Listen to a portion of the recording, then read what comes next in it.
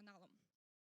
І там періодично, час від часу з'являються новини, які розказують про те, що треба давати слово ватажкам ЛДНР, що насправді вони є суб'єктами цього процесу, що їх треба долучати до переговорів, що ці особи вимагають, щоб переговорником в цих процесах був Віктор Медведчук, і тільки Віктор Медведчук. It is only Viktor Medvedchuk who knows how to bring peace back to Ukraine and how to negotiate with Russia. So he is the only one who is able to solve the situation. And we can follow these messages and see them really rarely in TV channels, on TV channels, but normally we can see them online. And frequently in the south and east of Ukraine. And these messages are also frequently seen in the regions where we don't have any powerful media players. If we compare Kharkiv Oblast and Kherson Oblast, Kharkiv Oblast is not too vulnerable towards the propaganda because there are some media agents, media actors who prevent that. In Kherson, you have somehow gaps that allow everything bad and everything evil come through, and you can also observe narratives like that spread around. There is another narrative that Maidan has brought the war in Ukraine, and that this war is not a war, this is a complot. And here is where I would like to remind you about another aspect. So we have gotten used that people conveying these messages are usually pro-Russian politicians, the Medvedchuk, or politicians from the oppositional platform For the Life. But sometimes these are the Western media who convey these messages. For example, an article in Time journal by well, this was an article about far-rightists, so we can speak about further on in more detail during the discussion. I believe this is a big challenge when we have some cases. It would be not right to say that we have some manifestations of far-right movements in Ukraine, but they are not too frequent and they can be seen as rare points of destabilization. I can see while monitoring that the National Corps of Ukraine can be seen unexpectedly on the TV channel owned by Firtash, and I ask me why. I ask myself why. Sometimes in the Western media, I believe in not too high quality media, they would like to convey messages about how everything's bad in Ukraine and how fascism in Ukraine is flourishing. So I don't mean the time, so this is a separate story, but there are people who are ready to work for the Western journals and newspapers and media outlets. And as long as there is this demand to write about how fascism and Nazism or far-right radicalism are flourishing in Ukraine. And this situation which concerns me most of all is the narrative that has to do with the incapability of the Ukrainian elites to govern this state, to govern Ukraine. So you can hear this message in Russia. So you can hear how they speak about Ukrainian presidents, no matter who exactly. So every Ukrainian president is allegedly bad and incapable. And you can easily get lost within these narratives, because this situation that we have in Ukraine allows us to criticize the Ukrainian government all the time. And these narratives are then caught by the Ukrainian opposition and they repeat it. And one of the cases that I can name is the situation around the energetic crisis. So some of the TV channels say that this is the president's fault, and the president says this is the oligarch's fault. So we don't have enough expertise to really see where the truth is. So maybe we can see other mechanisms involved. Well, but if you only see this situation from one point of view, it can result in propaganda. Well, I don't only mean the energetic crisis case, it is also around the freedom of speech. For example, the fact that we have closed and banned the Russian TV channels, this is deemed to be a limitation of the freedom of speech. Thing is that the TV channels of Medvedchuk, they can involve the message that Ukraine really has limitations of freedom of speech. For example, Freedom House also says and believes that it is not worthwhile to close Medvedchuk's TV channels in Ukraine. So what shall be the reaction of the media community?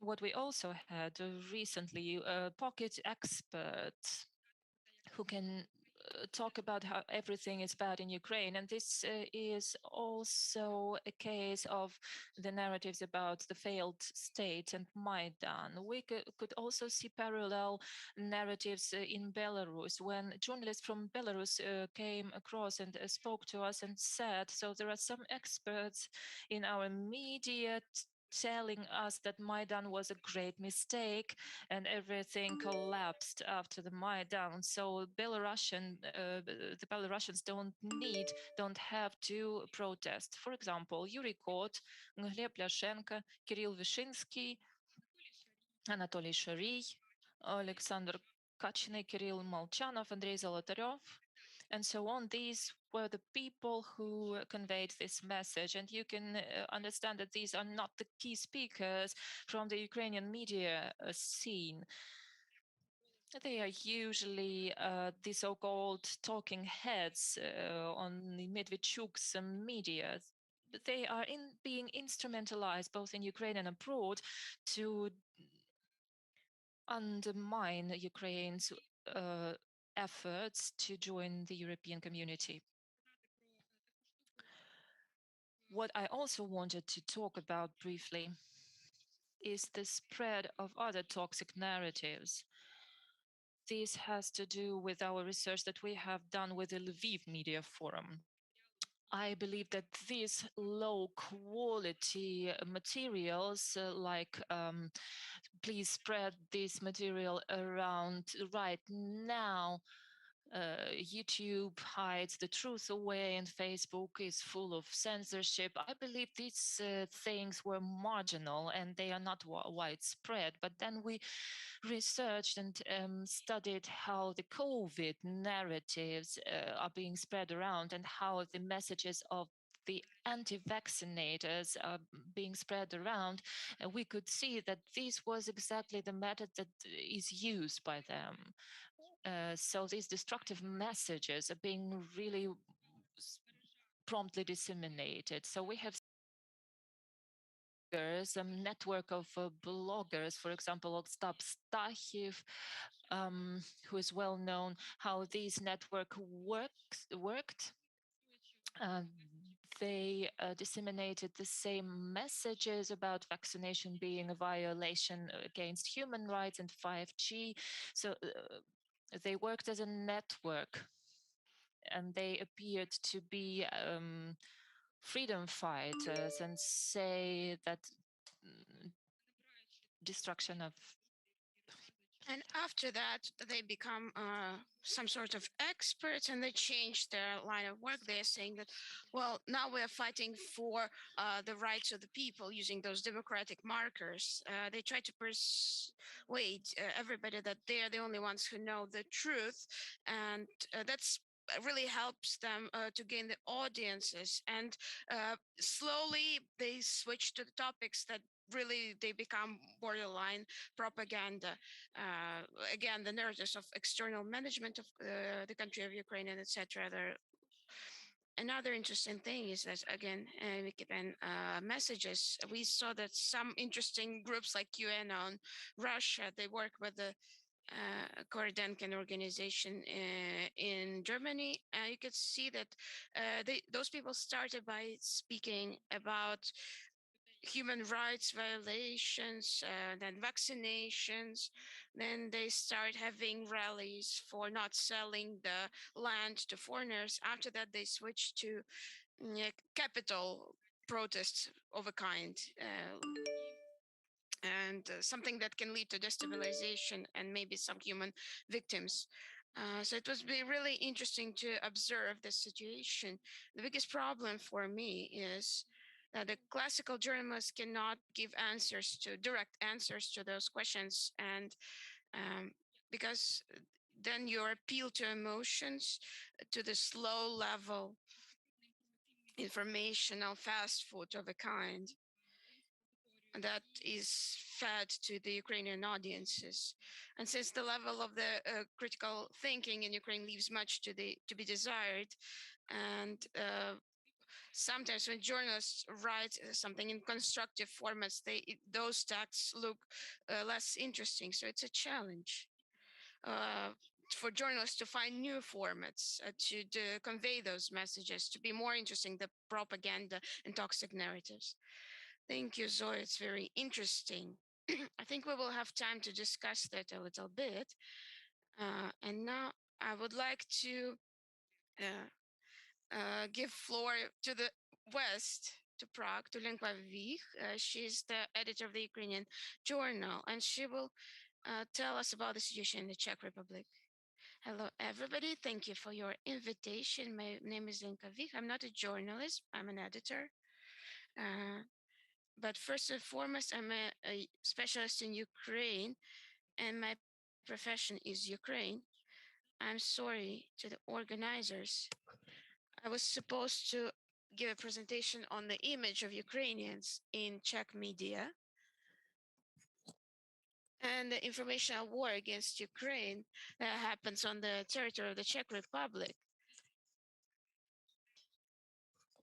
But then when I was traveling to Kiev, I was thinking that maybe I should change it a little bit, and I have high hopes that it will be even more interesting to you. It's still about Ukraine and a little bit about the image of a Ukrainian as well. I think one picture will be enough to cover that. It will be very clear to you. To change the presentation, well, what made me do that? Reading a new report from the counterintelligence of the Czech Republic that they have just recently published. It was really good. It's really interesting to read because always very interesting new information. So what did it say, this new report? The Czech counterintelligence, it's called BIS. Main topic it focused on, it was the finishing the construction of Dukovany nuclear block, cyber attacks and disinformations that had potential to weaken the democratic basis of the state. And all those three topics. In 2021, they caused leaks of information from the secret services of the Czech Republic, and they were connected to one of the biggest scandals that happened, and that had to do with the Czech Republic special services. So, what did they end up figuring out? Well, there was, if you remember, there were some blown ups on the arsenals and in the Czech Republic. So they figured out that we were under attack of a foreign power. We heard a lot about the hybrid war yesterday. We heard that hybrid war is is real war, but not with the traditional methods.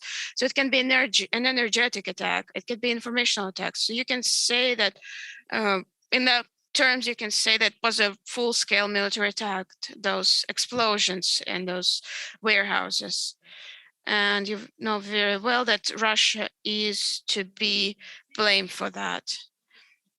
This report is really well balanced by the report from the military intelligence, which is often not about more operational activities, but more about, looks more philosophical in a way. Let me come back a little bit about the topics of disinformation in the Czech Republic. It was, of course, the pandemic.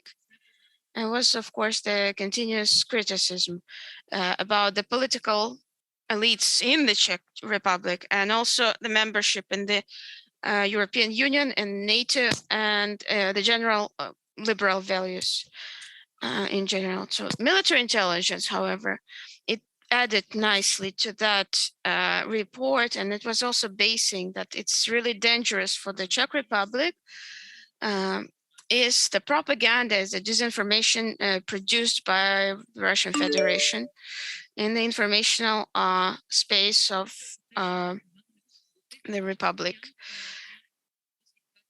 The intelligence informs its citizen that the intelligence doesn't always mean, disinformation doesn't always mean fake news. It can be very careful selected news.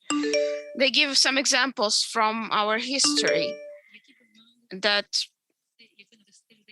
well, we're supposed to make people think a little bit about maybe they are under attack, informational attack now. The first example is from 1850, when the founder of the Czech journalism, Harkivský was blaming the Tsar government that they were only translating only German anti-Russian writers. And by that, they provoke their own population of that was the Russian Empire at the same time, to hate Germany. They don't show the other side, only the negative information, very selected information. When it comes to the information, again, it doesn't have to be fake news. It can be that sometimes facts can be manipulated. Usually it happens as follows. One side is presented from a marginal side sometimes, and it's presented as the opinion of the whole nation. The example here is from 1938. There was a disinformational attack there again. It was before the annexation of the Sudet region. And this disinformation was about a certain French politician, a marginal politician, and he was saying, well, we're not going to fight for the Czechoslovakia.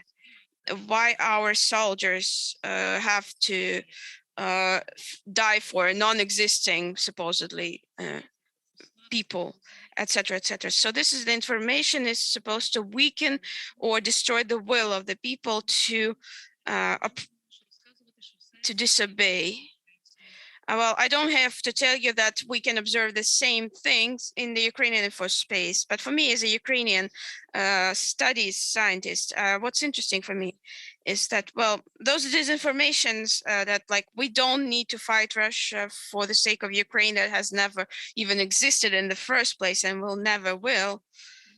So if in the Czech media, the marginals and Nazis or communists usually raise up those narratives, and they appear sometimes in Ukrainian media as, well, actually in the media, in the pro-Western, pro-democratic media, usually the motivation is quite different. But since I follow quite closely the Ukrainian media space and media market, I can see that it's pretty often that we see that question raised. Where does the Western powers look at. We are sick and tired of hearing about being deeply concerned. We're alone. Nobody is going to help us. The West is spoiled and overfed, and they're tired of Ukraine. I understand that there is this feeling, bitter feelings that the West could have supported you more. And of course, but actually, if you can see the support of Ukraine and compare it now, and you compare it to the support of Ukraine couple like 100 years ago, it's unprecedented, really. You cannot even compare it to any historical period. These media, well, of course, they're a little bit offended, but nevertheless, they're propagating the information to Ukrainian citizens. And this results in the Ukrainian citizens losing faith in the West, maybe mocking West a little bit, but saying that it's weak, etc. When I was talking about the topic as the Czech topic of Dukovany nuclear power plant, and how there was a big scandal and there was a big leak from the security services. Well, I need to go back to what happened to 2021. Well, what happened was that despite the secret services for long years have been informing the government and the people that Russia and China are the biggest threats to the constitutional and state of the Czech Republic and to the sovereignty itself. But anyway, there was a tender to finish this construction of the atomic power plant block. The energetic experts were saying that it was written especially for Russia. So it was just exactly for Russian specifications. And nobody else could get this tender. What would mean it for Czech Republic? For the next several decades to be under energetical control of Russia. In the same way, the government ignored disinformation regarding pandemic, which resulted in following situation. Keeping his own mercantile interest in mind, the Minister of Internal, even knowing that, that Verbititsa explosion Russia was supposed to blame for that. Well, anyway, even knowing that information, he came up with a brilliant idea of blackmailing Russians that, okay, we're not going to spread this information if Russia is going to give him Sputnik. Can you imagine that? It was in the times when there were other vaccines in the Czech Republic already. When seniors were already vaccinated and public officials and other people who worked with other people already were vaccinated, but not the general population. But you can imagine this scandal of a Slovak premier minister brought the Sputnik and they vaccinated 12,000 Slovaks, but then it was brutal consequences for the state of Slovakia. And at the time, where the government and the president doesn't listen to their own special services, that results in leaks of information. Well, I'm talking about that information about the explosions and Russian being responsible for that.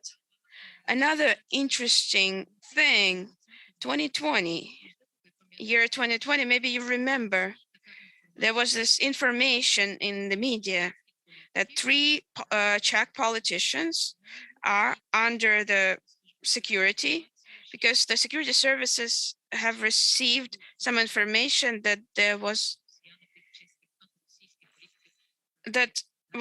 might be assassination attempts by Russia against those politicians. I'm going to come back to that information.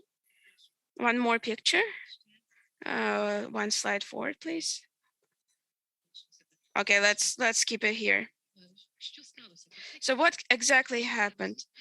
Pretty much, well, we followed the Czech reports, the Czech intelligence reports. So they again, they leaked this information about the explosions. It's 2019, and the Salisbury was in 2018. So the Czech security service already had the pictures of those people who were responsible, the Russian agents. That's why this information was already known to the government and the president.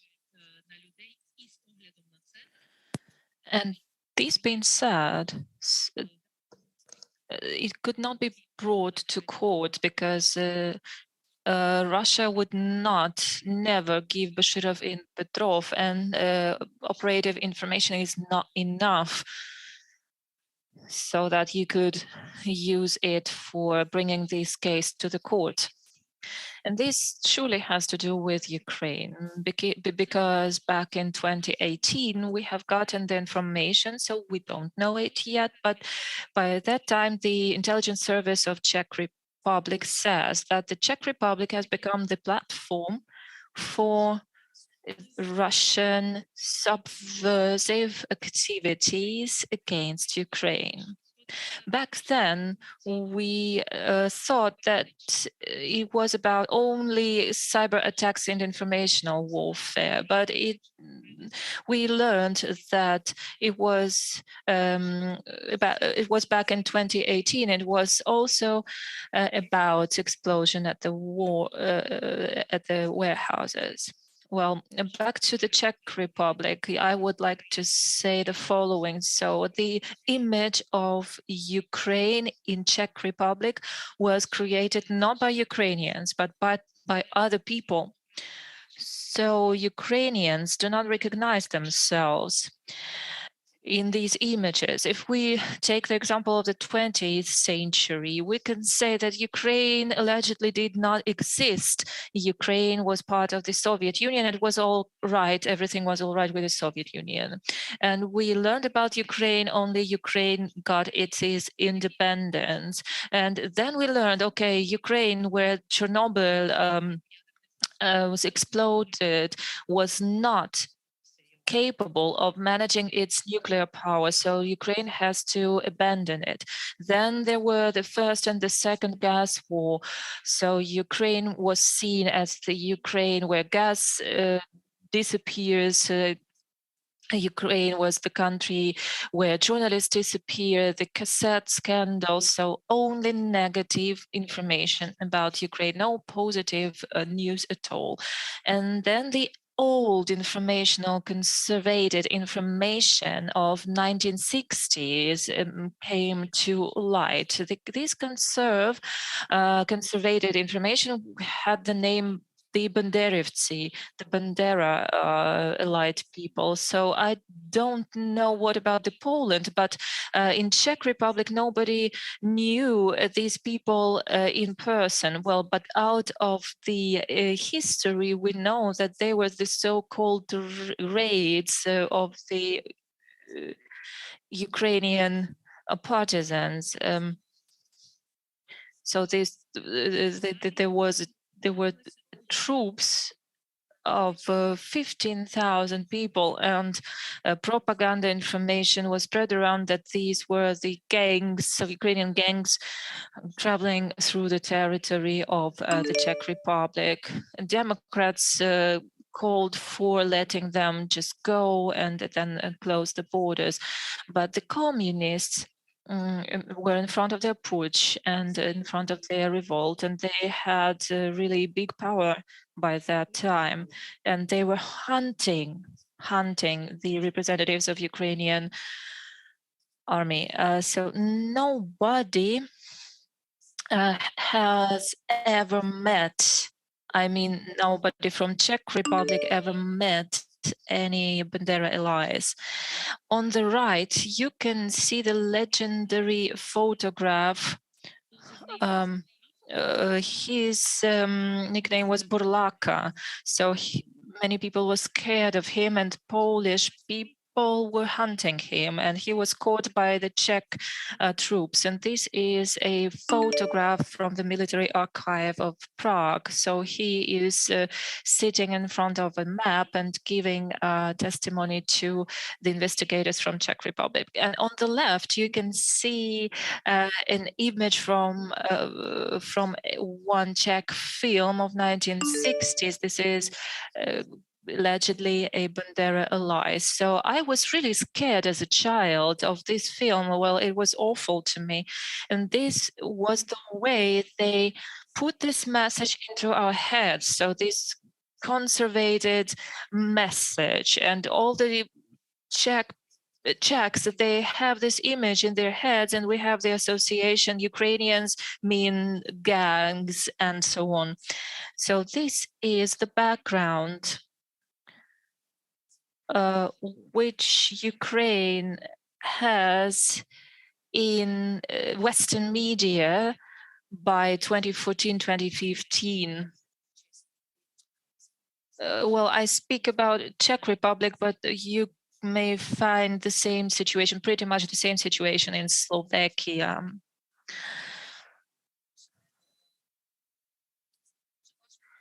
Well, these things are really hard to find with, because here you deal with subconscious information. And Russians, they use these artifacts when they need them. So it is happening since 8 years already. And to make a conclusion, let me come back to the intelligence services and to the media, media images. If we were to speak about the last year, we would see that the military intelligence service would inform the citizens that the human beings humanity have made the next step towards the war, and we need to be aware of it. This year, because of the disinformation, the military intelligence service calls for the journalists and the politicians to be very cautious and not to use radical narratives in order to use them in their political or other interests, and further on deepen the gap between different population layers, because this is exactly what weakens us and abandons us of our unity and the will to struggle. Thank you, Lemka. This was really interesting. And I believe that this image, how the Czechs see us, we have discussed it yesterday. So it is really important for us to know what is the narrative around us, and we need to find it. Now, I would like to give the floor to Sergiy Stofhetsky. He's from Rivne. He is the leader of independent media trade union. So this is a community of journalists.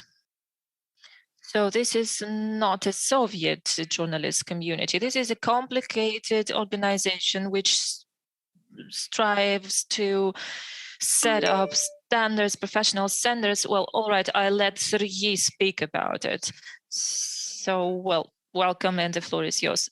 Thank you, dear friends. Well, whatever the trade union head speaks about, he's going to speak about the trade union. Thank you, Natalia. Well, the topic that I am supposed to speak about is this self-regulation. So this is not a chance that I wanted to speak about this particular topic in the context of hybrid war. I believe that hybrid war means war institutions against institutions. So the war with the goal to diminish, to destroy these institutions. So what we had after the first Maidan, so we could be proud of unprecedented level of the freedom of speech. As President Yushchenko said, we also had too much of the freedom of speech, and he was not the only one to say that. And we could feel that we had this freedom of speech. And what brings the freedom of speech by, and we know how important it is for the resilience of a state, especially when the state is at stage of an informational war. But it was not that fine, and we found out that not every institution was ready to experience the freedom of speech, and we were not all ready to the next stage of the hybrid attacks. And one of the institutions ensuring the freedom of speech is the self-regulation. Right, what kinds of regulations of the freedom of speech we can see globally? So firstly, we can have governmental regulations, mixed regulation of self-regulations. And all over the world, we can see different models that have historically been formed. And we understand, well, we journalists, we actually feel bad only hearing governmental regulation, only hearing this phrase. Well, why was the situation in the Soviet Union so acute? We need to resist it. So, well, today our government says we need to resist Russian propaganda. Okay, but we don't trust. So the Ukrainians don't trust their states. The Ukrainians don't trust the officials who are supposed to represent Ukrainian interests. The history of Ukraine actually is a witness of the fact that if you ever give the government to regulate anything, you will be deprived of this at once. So if you want the democracy to disappear, you need to create a ministry of democracy. If you want to be deprived of apples, you need to create a ministry of apples, and so on.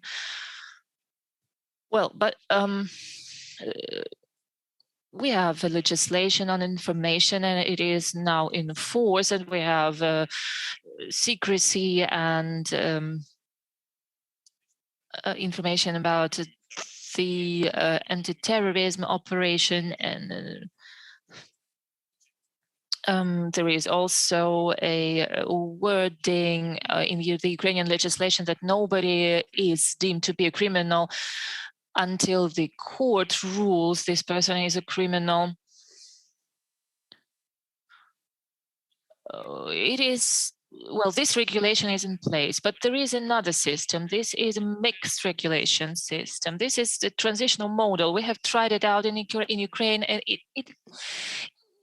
we don't really liked it because of the distrust towards the state. Why? So this model was tried out when the Independent Media Council has been created and a Commission on Journalism Ethics. Well, this was an NGO, this Independent Journalism Council, and the first expert paper was used by the National Council on Television and Radio, and everyone understood what the link was. So it was not by chance that this expert council was created and this expert paper was written. So a distrust situation came by, and it did not go any further. And who these experts were, so this was also a question. And again, this is a question. And the last but not least mechanism, the self-regulation of journalists. So this is the case when journalists say we will make efforts to stick to journalism standards. Can you name me some other professions that self-regulate? Well, lawyers, solicitors, physicians, officials. Well, but the situation around the state officials is interesting. So what is the element uniting these professionals? So they all work with people, on the one hand, and on the other hand, they work under a unique situation. Well, on the one hand, you have your legislation, but every case is unique. Or the physician, they have their protocols, but every illness, every patient is unique. The same with the journalist. So yes, you have the standards and you have the legislation, but every material in every case is unique. So what you need to do, maybe you need to engage a solicitor or a policeman to supervise every journalist, but this is unrealistic. Or we may hope that it is not only the fear of responsibility, but the faith to some principles, to some ethical standards can bring this person to act in the best interest of the society. So the self-regulation. I wanted to give you a definition, a biological definition, or psychological definition, but that will probably be too much.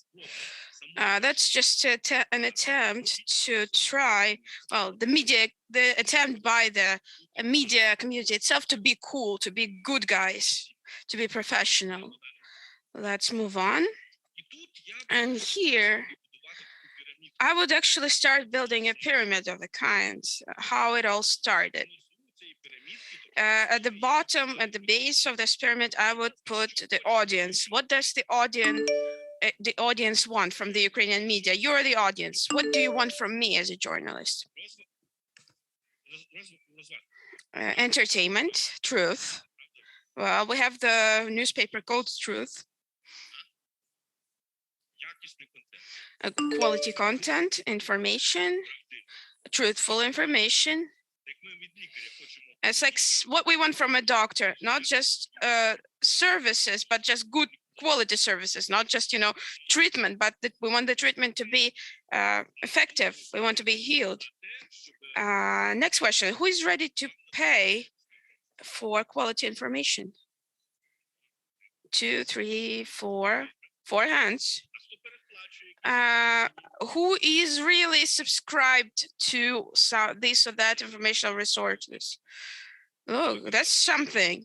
I think the numbers would be different, close to 0 several years ago, which is good result. But actually, we're not exactly an average audience. We're not an average selection of population. On one hand, there is a demand in the audience for truthful information, but on the other hand, they're not ready to pay for the truthful information. That is why, remember, there were those free newspapers that they handed out at the subway stations, and they really killed the circulations of real newspapers because those guys were free. They were just handing out. Why do you spend money by buying a newspaper when you can get a free one?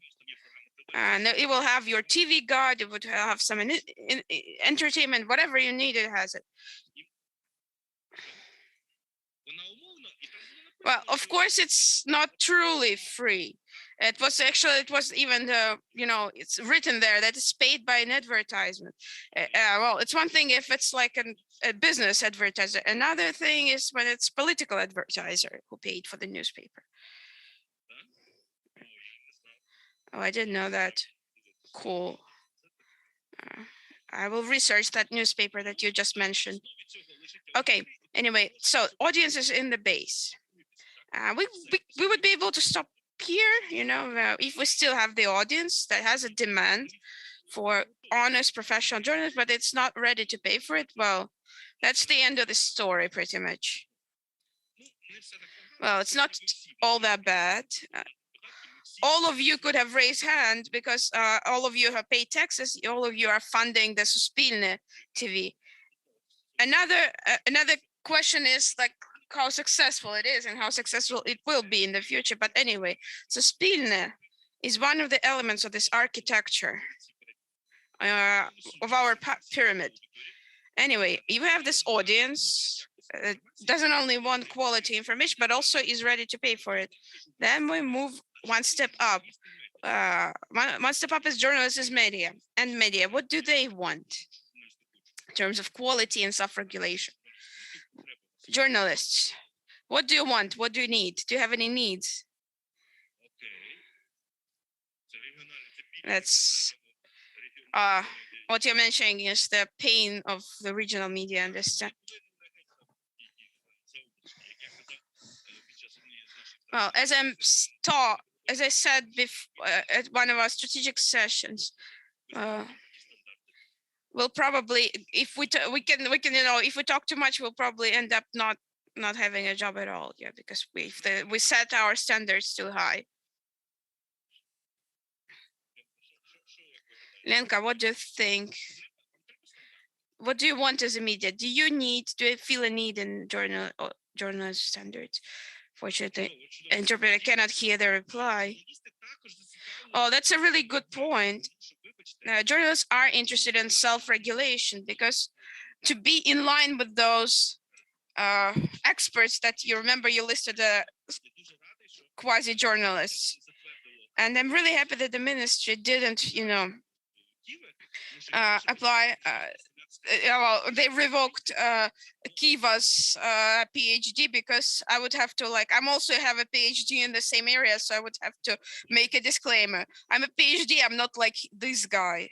So at least I don't need to explain my PhD, and I don't have to feel ashamed of my PhD because another fake guy is sharing it. The same with the doctors. The doctors don't want to be put in the same category as some sort of, you know, woo-woo dudes. So, and the same as lawyers. They want to be respected as a category, as a profession, and they have nothing to do with somebody who has a shame of the profession. The same for journalists. We want to have some reputational mechanisms to actually, you know, well, to defend our position. You know, like in France, there's this legislation. If you work in PR or in advertising, at least live, you are banned for journalism for life. So because it can just influence. So like, and you can do any kind of jobs, but not journalism. You know, like Mr. Pehovshik, remember? He's still there. He's alive. It's probably he feels okay. He says hello to people. What's next? In order to have self-regulation, what do we have to have? We have to have a demand. We have to have motivated journalists. It looks like we exist. We have to have a media market because the market is interested. Well, if you are part of the market, you're interested to have some common rules so that everybody would play fair. But if there is no market, on the other hand, when some oligarch really can afford buy a TV channel for $300 million, even for Sweden or for Germany, it's a lot of money. But we can understand that, well, it's hard to talk about standards. Or when the journalists are paid in the envelopes, but $2,000-3,000. And then they say, well, it's not official salary. Well, we don't need a trade union. Well, if I was getting $3,000 a month in an envelope, I would probably didn't need any defense from a trade union as well. Well, if you have $3,000 in an envelope, I'd be happy to get them.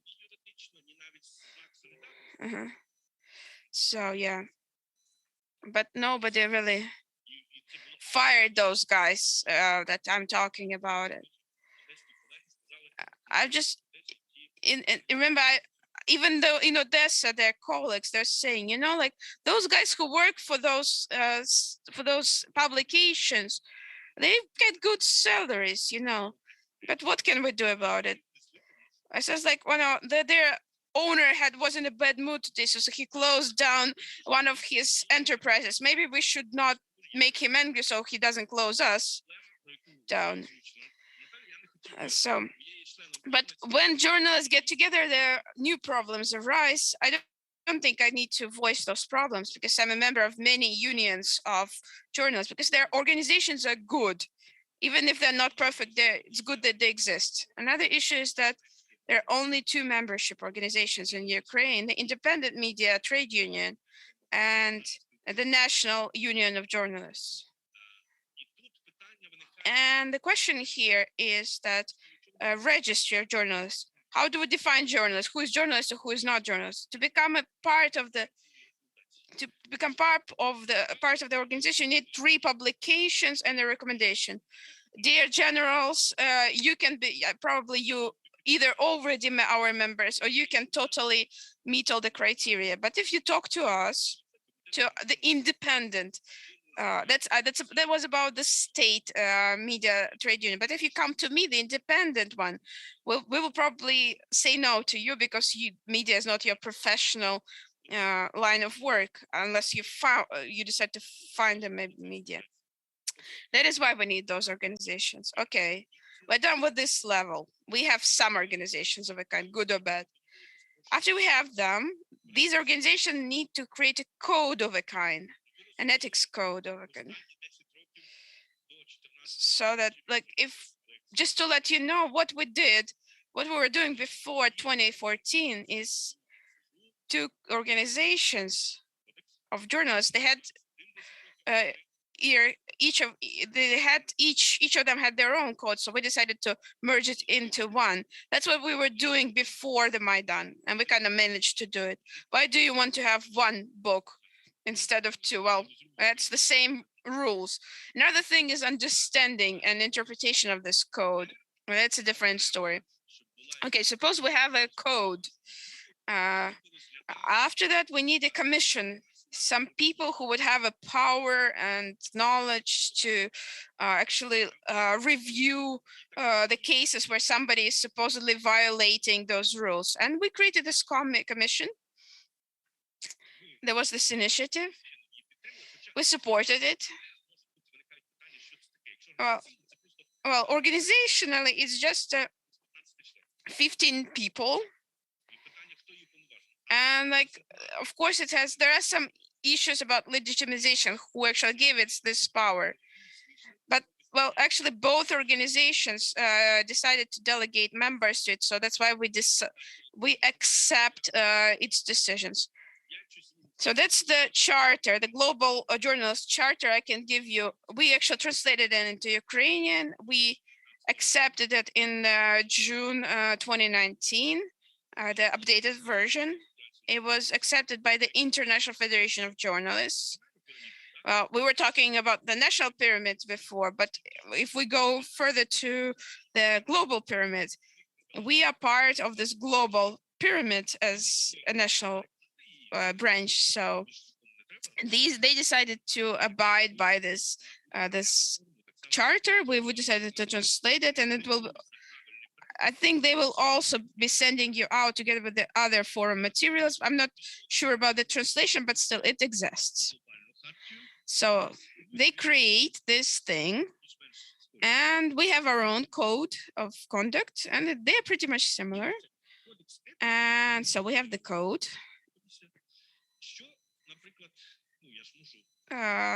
If we go next, so why do we need the union? Union is in charge of the trade rights, etc. But one of our tasks is something that we really need. We understand that journalists really need to abide by those standards. So we are members of the International Journalists Federation. So we are abiding by the Global Charter. And we accept the code of Ukrainian journalists, and it's also in the statute. And also, when they write to us, then when they decide to become a member, they are saying that, well, I agree to abide by all the codes. And if they don't, we can kick them out of the organization. We can take away their press card. So we didn't have any like sensational cases, but we did have cases when we didn't prolong their membership, or we didn't give the membership. Well, I don't want to tell any famous names because they were already named before, but well, that's why that's the way that we try to keep to our professional standards. Let's look at Butusov case. How does it work? Well, let's spend another 2-3 minutes to solve this issue with the help of the self-regulation mechanisms. So let us fantasize how we shall use the model of self-regulation to solve it. So the institution is maybe weak, but it is still in place. So you can remember this was last week on Friday or Thursday. So this was a press conference of Mr. Zelensky, and Mr. Butuzov had a very active discussion with Mr. President. So please move on. And then suddenly on Sunday, we find out that the State Investigation Bureau opens a case, a criminal case about the promotion of war.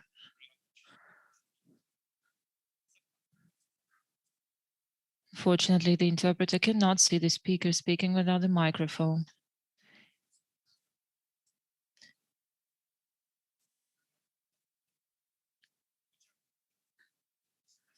Well, again, this is a legal case. Well, could you tell us the story briefly? Yeah, we can see Mr. Butuzov shooting out of this weapon. Well, but what is the question?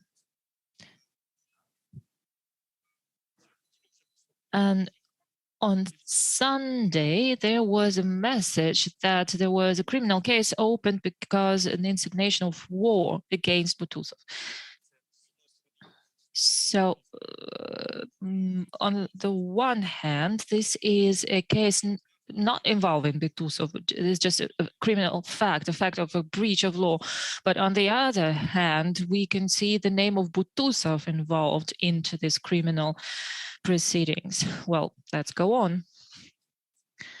And accordingly, Mr. Butuzov apologies online for the emotionality of his words, but he is not ready to be held liable for this photograph in front of the community of journalists. So you can use this link to access the Code of Journalism Ethics of Ukrainian journalists and see whether Mr. Butuzov has violated this code. So again, according to the code, you can see that it was not allowed to prosecute Mr. Butuzov for any emotional words. But on the other hand, this was a mistake of him that he has put this photograph or this video online where he was shooting from this weapon. So you can find you can follow the link to find the Code of Journalism Ethics of Ukraine, and you can see one of the first points of this code is its wording is as follows: to serve the interests, serving the interests of owners of something and not the well-being of the Ukrainian society is not allowed. So when Butuzov spoke at the press conference, he was serving the social interests by raising these questions. So it is all right. But right now, the video that he has shot and he put on online. So whether this was a violation, well, ideally, a commission shall hear what he thinks about it and hear the experts speaking about this case. So what is your opinion, actually?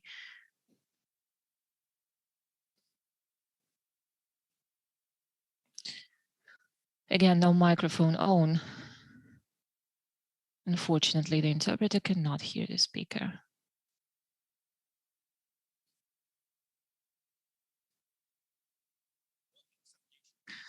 All right, if we take the code, what did he violate? Well, this is a whole lot of story and a long story, but we already have given our view on it, the committee of our trade union. So we state that this is really dubious, that a criminal case is being opened after his emotional speech during the press conference. On the other hand, we don't understand why Mr. Butусов has shot this video and placed it online, because it's dangerous. And it is not only dangerous in terms of international conventions. So if you take weapons and hold weapons, you are already a combatant and not a journalist. And the question is, what is the balance between the losses and the gains brought by these videos? Well, and we need to be aware of what you bring to your country if you shoot on a shooting range. Or maybe you will be more helpful to the society by doing something else. Well, actually, everything Butусов shows later on will be associated with this video he has placed online. Well, excuse me for my long speech. And excuse me by taking the case of Butусов. Well, why do I apologize? Because this case is not yet solved. But this is a really interesting case that it's worthwhile dealing with. And we can see on the example of the Butусov case that we would have had a solution on this case if we had strong journalism institutions. Well, please give me the last slide. I call for self-regulation because we are worth it. And we can see that both the media and the publicity, everyone is responsible for the establishment of the self-regulation. Thank you very much for your very interesting and emotional speech. And now I would like to give the floor to Madame Yulia Yuskiev, who has traveled to Kharkiv from the city of Ivano-Frankivsk. She is one of the leaders of Holichinati TV. So this is an surprisingly opposition TV channel. So you are in opposition to the local government. Well, not quite. All right, so Yulia is going to speak from the standpoint of a practical journalist from a region of Ukraine. Well, according to the studies, the local press is the media, are the media actors mostly trusted by the population. I was happy to hear Natalia calling us an oppositional TV channel. Well, when we were speaking about us as an oppositional TV channel, we are in fact a communal TV channel. Well, the channel of Ivano-Frankivsk City Council was a co-founder of our channel. So a couple of years ago, all communal media was deemed to be dependent on the local government. Well, why can we be independent? Because the local council, the council of the Ivano-Frankivsk region, consists of 3 different fractions. And we can also reflect these 6 different stances. And the deputies actually have gotten used to our broadcasting. Well, if they would like to speak in favor of your party, in favor of your fraction, you can pay for the time and buy ads on our channel. Well, there is a quote: "Think globally, act locally." This was a quote by Frank Lloyd Wright, who was a architecture philosopher. And many aphorisms of his concern the journalism. This can also be used and applied in terms of the self-regulation of journalism. So let your faith be a flag rising high. So this is a quote of his, and I believe this is a very good quote for the issue of self-regulation of journalists. Well, even though local media are trusted by the population, but the national media see the local media arrogantly. So if you take the awards, journalism awards, the local and regional media, they are not really good, well represented. And they say that there is not too much professionalism on the regional level. I don't agree with that. And before making these speech, I spoke with many of my colleagues, not only in my region, and how do they feel about their situation. As you may know, the advertisement markets shrinked with the beginning of the pandemic, and many colleagues of mine, for example, around 60%, 58% of my colleagues stated that their state has grown worse. Well, and 0% stated that their situation has grown better. Well, what is the main funding source for the local media? As I have expected, sponsors and ads is the main source, 68.8%. Funding by founding companies, 43.8%, grant projects 18.8%, and allowances from the state budget 18%. Well, my next question was, would you disagree placing an ad which is not in line with your principles? More than 90% of my colleagues stated that they will not place an advertisement even if this is not in line with their principles. Well, I believe every media has a different situation, but listening to my colleagues speaking before me, I've been thinking what any esteemed regional media will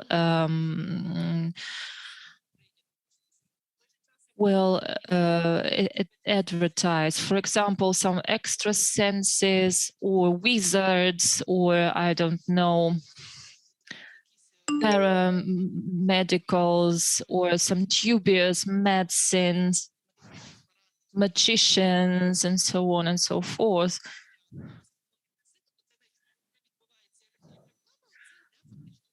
Well, but some media do show these ads at first. Well, on the local level, we would never show it.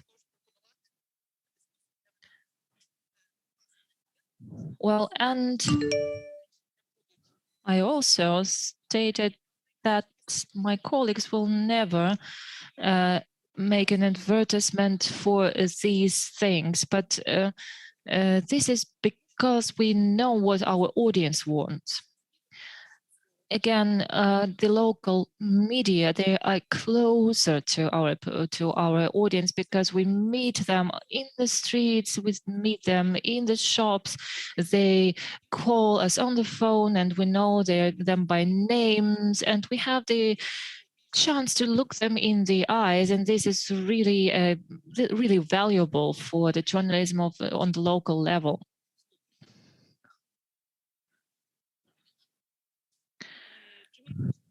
All right, what do we lack of mostly?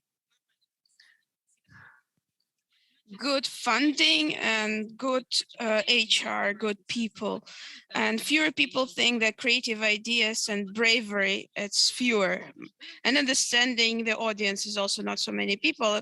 Actually, understanding your audience is quite important. And we actually ask ourselves this question. We're a regional TV channel, but several years ago, we started going on satellites. So we even have viewers in the Kharkiv region. They call us on our call, and we're also present on cable, also Central and Eastern Europe. So we were wondering what our audiences expect from us. Next slide, please. And we made a little survey again, audience survey.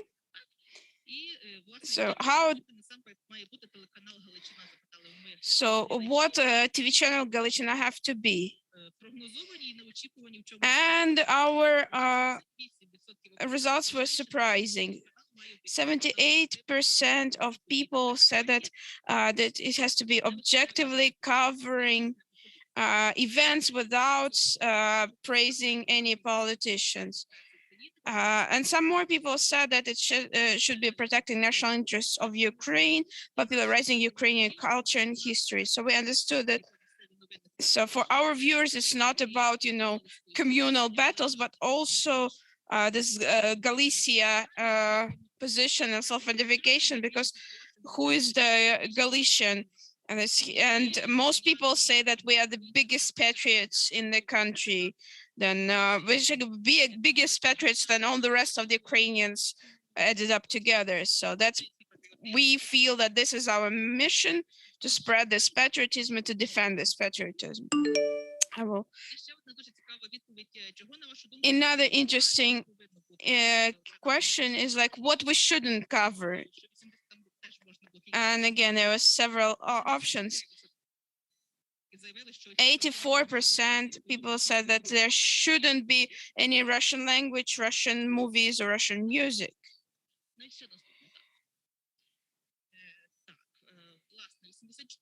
So 84% of them said about the language and films, and 79% said that there shouldn't be any untruthful and not checked information. So it means 9% want to be fooled if they're ready to be fooled as long as it's in the Ukrainian language, which is quite questionable. Also, 3/4 do not want any Soviet nostalgia, and 70% don't want LGBT propaganda, whatever it means. We need to understand whatever it means for them. This probably it means that we have a good feeling about what bothers our audience. So there were well, actually there were also a blank to write your own options, but people didn't really use it. Means that okay. Then we had a question about the mission, because since we don't have too much money, well, so we need to focus on something. Well, some other people think that we do get enough money, but well, not if you compare it with others, not so much. So that's why we were thinking how to focus, how can we do it cost effectively, cover the needs of our audience. And I want to talk a little bit about that. Next, please. Next, here. So, and some programs to be Ukrainian. Natalia Zubar actually was one of our guests. It's a very cheap but a very effective format. It's an online interviews with people on all sorts of continents that have a vision of Ukraine, that they fight for Ukraine in their own way. So there are lots of interesting things. There are diaspora guys. So it's about ruining stereotypes and thinking globally, because we do have this very myth about, like, we are Westerners, Western Ukraine, we're patriot, and then they're in the East, they're different. We don't understand them and they don't understand us. When I talk to people in different regions of Ukraine, we talk about real life issues. We understand that, like, there are much fewer differences than common things. when I talked to Sergei Parkhomenko from Mariupol, and he talked about how they had a protest in Mariupol against, constructing something in the park. They were supposed to build a university building in the park, and then we said, like, look, we have the same discussion in Ivano-Frankivsk. Now there is this hotel that they're trying to be renovated, but it's like against all architectural norms, and the city is divided. It's a good new hotel, renovated hotel, but there this says, look, it's a historical quarter. You cannot just build 2 extra floors. So see, it's a very similar discussion that they had this in Mariupol. So, and Sergei said, we were supposed to be worried right now about, because we're under attack and Putin has his army about it. And we are fighting about like whether it should be a park or a university. Maybe it's a good thing that we are not afraid of Putin's aggression. Another example, Yanko Bogdan Penyafort, and it's a Colombian musician. His mother was from Kiev, and his grandma was from Belarus.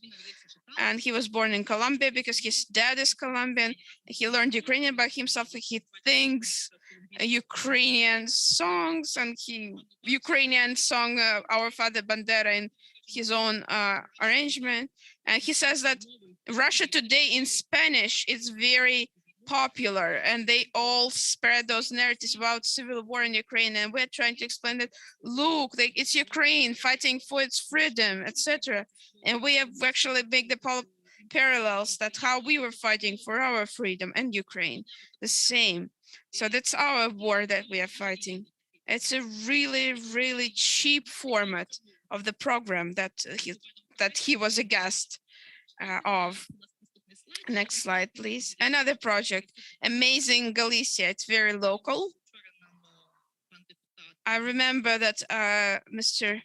MP told us that, well, if we don't have heroes, we need to make heroes. Well, actually, we don't need to invent heroes. We do have heroes, we just don't know much about them. Well, it's stories about people, of our Galician people that became famous beyond our region. This picture is Sigmund Freud, actually, with his dad, because Sigmund Freud's dad, he was from Ivano-Frankivsk region, and his mother was from Lviv region. Well, he was born in the Czech Republic, but his parents were Galicians, actually. It was very popular, this video. Many people had no clue that Sigmund Freud was a compatriot of a kind. Ivazovsky, the artist, his parents are Armenians, but they are Galician Armenians. So his father actually was born in Ivano-Frankivsk and then moved to Theodosia. It's about the common things. Talking about Sigmund Freud, I actually looked at in their searches, and they saying that it was Russian, and that Sigmund Freud is Russian, and Russian sources say. He says just because his grandma lived in Odessa for several years, they're pretty serious about saying that Sigmund Freud is Russian. Why it's so important, this project? Because it ruins another Soviet myth about this, non-civilized Galicia that was just a forest and nothing, and in 1939 the Soviet liberated, sort of. We see that it's not true. All those years, our people, they traveled, they were scientists, they were actors, they traveled the world. Do you remember this? Also, the story of this Mozart, not the father, but the son of the Mozart. He actually worked for 30 years. He taught and he worked for Lviv for 30 years. It was before this whole big monument scandal, but I think our program was one of the things that provoked it. Thank you for attention. To sum up, I want to say that money is important, but what's also important is to think of a big scale and find hands-on solutions. I think local journalists have this. Thank you, Yulia, for your inspiring talk. I can say that when Yulia invited me as one of the guests, so I go to Chuguyev, which is one of the small towns in Kharkiv. And then somebody comes to me at the supermarket, says, "Pani Natalia, I saw you on TV. Where? Yulia's story." Seriously, that's a true story.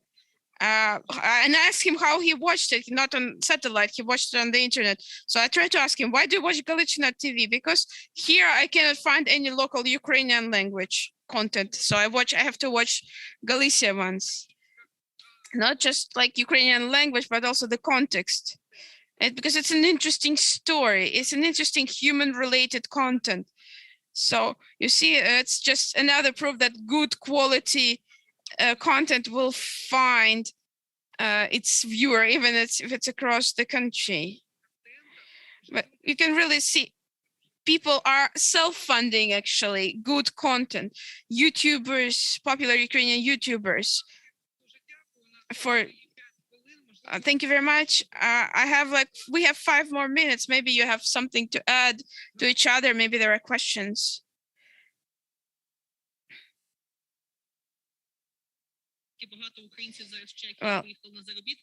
Well, I wanted to ask Lenka about like those many Ukrainians are working in Czechia. Do you have those gastarbeiter image? Did it change the image of Ukrainian?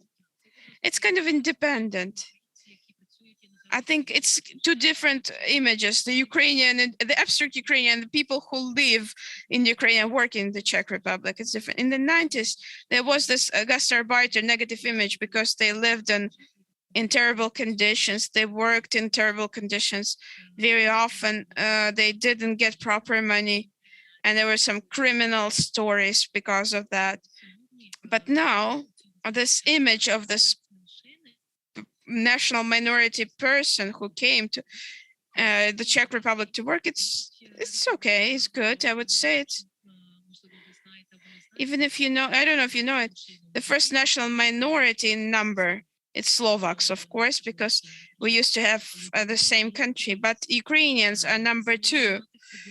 And they're not problematic, not as problematic as the Russians. They assimilate in terms of they keep to their cultural traditions, but at the same time, they, they assimilate in terms of like, they learn the language, their kids go to Czech schools and they're good with other Czech citizens. And sometimes schools come to me and because they have lots of Ukrainian students and they want to inform their Czech students about Ukrainian cultures, about the political situation, about the traditions, so that they would have their own image. But in terms of media image of Ukraine, and it's always connected with the Russia, with whatever Russian says, it's different. I also want to remember one thing, but Berevci is one thing. But in 2019, when there was like the anniversary of the occupation of Czechoslovakia, but the Warsaw Pact, there appeared in Ukraine, in the Czech Republic, and in Slovakia, the same information. Of course, it's not because somebody remembered, oh, that, yeah, we need to publish content on this. It was a special operation about the Czech communists of Wojtek Filip. Even for some, I think it was for some journal, he said that it was occupied not by the Soviet army, but by Ukrainian army. Were the occupiers in 1960. The same had happened in Slovakia, maybe in Ukraine, who was promoting this, propagating this information. His name was Konstantin. What was his last name? Bondarenko, maybe, yes. I think Konstantin Bondarenko, he was, it was his Facebook and he's published this post. Will Ukraine accept the military glory, because it was the Ukrainian army who occupied the Czechoslovakia, because Brezhnev was ethnically Ukrainian and some other guys in the headquarters were Ukrainians ethnically. So these images, they're kind of separately and parallelly, and they do not overlap. And it's very hard to fight those things because it's almost like you're fighting a fairy tale, a myth. It's just some subconscious myth that exists in people's mind. But if I can say that even 5 years ago, we couldn't get out of this Bandera Nazi topics. Recently, it's not so very much. The same with Verbetice, with the explosion. I forgot to say.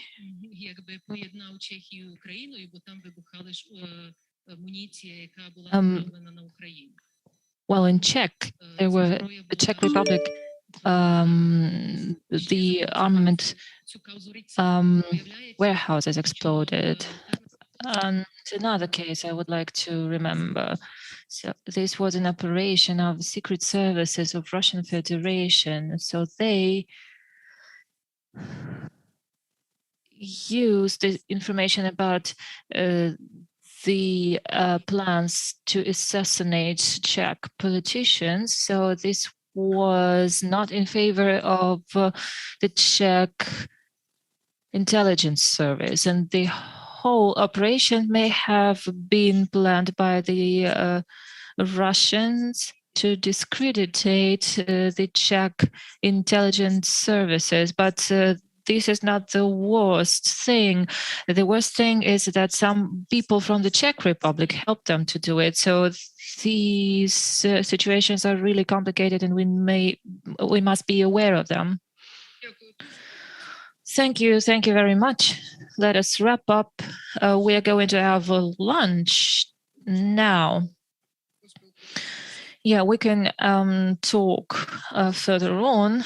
Unofficially, thank you very much, dear guests, that you traveled to us, that you have made this panel so vivid and so diverse. Well, journalism is really vivid here, no doubt about it. So let us make a lunch break now. So please join us in an hour's time, and we will have an English-speaking expert panel, how Ukraine is perceived abroad. Thank you.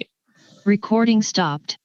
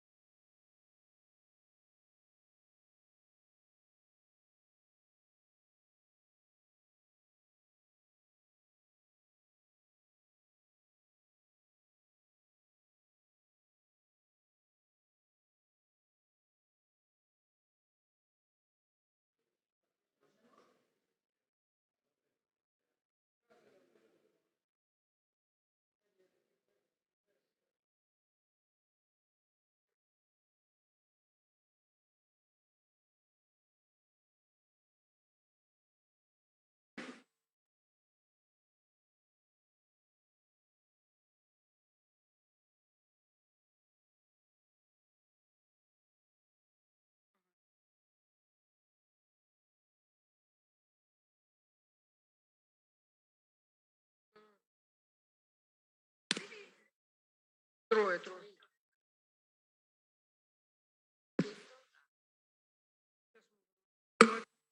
Да, да.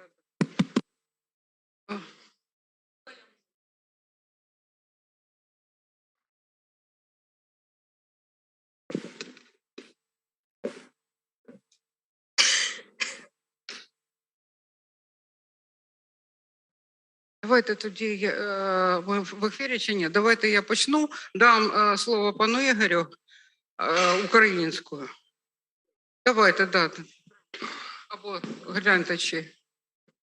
Ще раз доброго дня. Зараз, почекайте, ми в ефірі чи ні, нам скажуть? В ефірі, так? Да?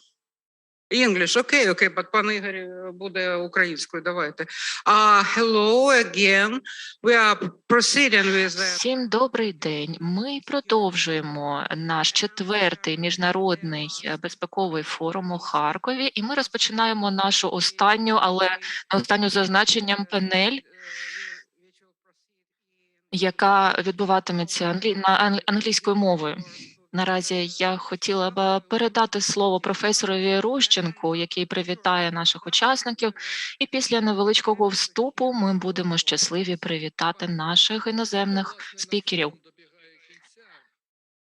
Але у нас є ще одна цікава панель, міжнародна. Користуємося перевагами цифрового зв'язку із соціума, в якому ми вже живемо. І до нас підключаються експерти з питань безпеки і з питань гібридної війни з різних країн Європи. Так що будемо спостерігати, можна ставити питання і приймати участь в обговоренні. Доброго дня. Thank you. We are already Доброго дня. Сьогодні ми вже обговорювали український досвід в рамках гібридної війни. І тепер мені дуже цікаво дізнатися більше про міжнародний досвід у цій сфері. Я дуже дякую всім нашим панелістам, дякую за ваш внесок і дякую вам за ваш час і вітаю вас із Харкова. Дякую, Бригіта. Я би хотіла зі свого боку, сказавши про те, що ми дійсно поговорили дуже докладно про міжнародний, про український досвід, але і трохи про міжнародний досвід. Але що нам дуже цікаво дізнатися? Нам цікаво дізнатися, як Україну сприймають за кордоном. Мені здається, те, що ми побачили протягом наших днів форуму, ми побачили, що Україну сприймають якби недостатньо. Я дуже вдячна і дуже буде цікаво почути ваші доповіді. У нас є волонтери, вони прийматимуть ваші запитання. Через те, що наша розмова відбуватиметься в цифровому вимірі, то я попрошу вас письмово ставити свої коментарі та запитання, і наші волонтерки вам допоможуть ці питання донести до спікерів. От підніміться, будь ласка, підведіться. Це наші волонтерки. Вони допоможуть нам з комунікацією. Ну і ми готові розпочати.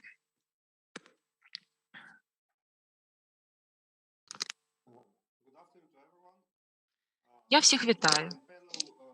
Я вітаю всіх на онлайн-панелі. Так, і що іще ви бачите? Ви бачите нашого модератора Андрія Каракуца. Він підключається до нас із Києва, і він розпочинає роботу нашої панелі. Дякую, Наталю. Чи мене чутно? Добре.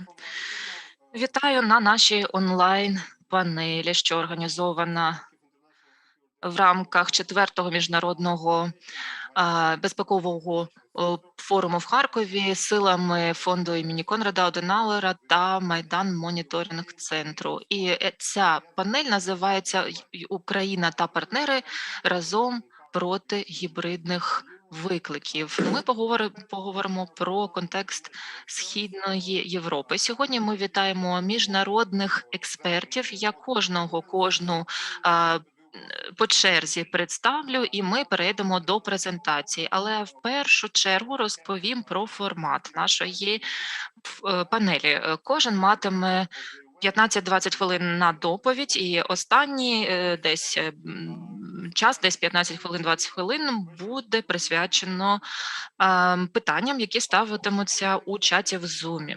В першу чергу я хочу представити нашого спікера. В першу чергу пана Глена Гранта із темою Україна як острів, що оточена морем. Далі ми вітатимемо наступну нашу спікерку з Берліну. Вона доповість нам про фейкові новини і контекст Бундесферу. Далі Наталія Альбу, директорку Інституту соціологічних досліджень з Молдови. Вона поговорить про безпековий контекст і гібридні загрози для Молдови. І нарешті пан Андреас Умланд, аналітик Стокгольмського центру східноєвропейських досліджень. Він поговорить про українську інтеграцію до Європи. І тепер я хотів би надати панові Гранту слово. Прошу. Дуже дякую, Андрію. Я сподіваюся, що всім мене чутно. Так. Цікаво, що я не так далеко від Андрія, тому що я у Фінляндії. Ми святкуватимемо із моїми друзями День Незалежності невдовзі. І я думав про те, щоб приїхати до вас, але про одне я мав подумати ще більше. Як взагалі люди розглядають ту ситуацію, яка склалася? My theme was Ukraine effectively surrounded by stormy seas. So I want to just do a run round, and I will start with a stormy sea down in the Sea of Azov. And what I want to do is, as I just go around, is just pick up something or a point from each area that you might say is a weakness or is something that people will look at and say, well, that's strange, that's normal, that's okay. This is a weak area for hybrid warfare. And when we look at the Azov Sea, the first thing that comes to my mind is, why on earth is anybody spending huge amounts of money on French ships for the border guard? When you're a country at war, a border guard in the Azov Sea is actually frankly just wasting money. And you know, when Britain is talking about providing missile boats, they look at the border guard and the interior and say, you know, what game is this? Because, you know, 23 boats, it's just a waste of money. Why not 10 more missile boats that can go in the Azov Sea and actually do something? What are the border guard going to do round there that the Navy is not going to do first? So this is the sort of thing that immediately springs to my mind when I look at Azov. Going round Crimea, the good bit about Crimea is the recent Crimea Forum, and that at last is actually beginning to look at Crimea, what can be done about Crimea. And the former minister, Andrew Zagorodnyuk, has taken this all seriously. And his institute is actually looking at all the ways that Russia can be affected, or that Russia has done something wrong, ranging from, you know, economic to legal. And they're now studying all those areas that they can now take Russia on in a non-military fashion. And now you might call this reverse hybrid warfare.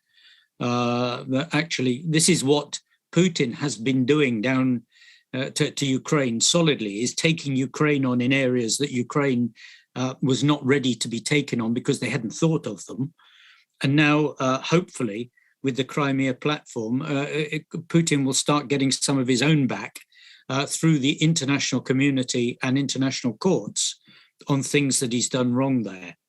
And of course, when you then move into the Black Sea, this is really important because of the gas and the oil reserves around under the Black Sea. So Putin has stolen an awful lot. It is stormy seas down there because although NATO comes in and out, there is no NATO standing force in the Black Sea, sadly. And you have to ask yourself why, whether that's because the Turks don't want it.